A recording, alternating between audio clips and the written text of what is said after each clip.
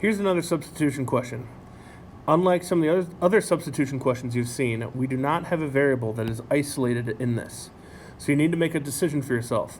Which is the easiest variable to isolate, top or bottom, x or y? For mine, it's the easiest to isolate top y because I can move the negative 4x over in one step. When I move the negative 4x over, I now have a new equation, y equals 4x plus 3. I now have y isolated, which means I can take that value and I can replace it into the second equation. So I'm just going to rewrite the second equation on the bottom there, just so we can see it.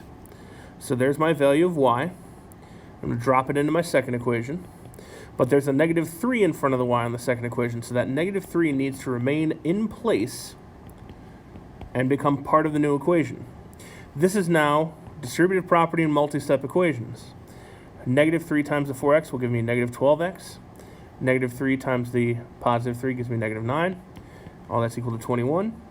Combine like terms, 2x minus 12x is negative 10x. Now we have a two-step equation. Add 9 to each side. You now have negative 10x equals 30. Divide by negative 10. And your x value is negative 3.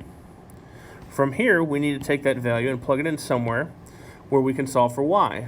I will always plug this into the equation that we created because y is isolated.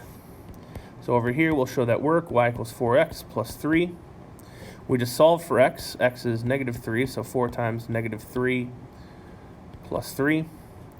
4 times negative 3 is negative 12. Negative 12 plus 3 would give us a negative 9. So there's my value for y. And of course, as always, you need to write your answer as an xy pair. So my answer will be negative 3, comma, negative 9.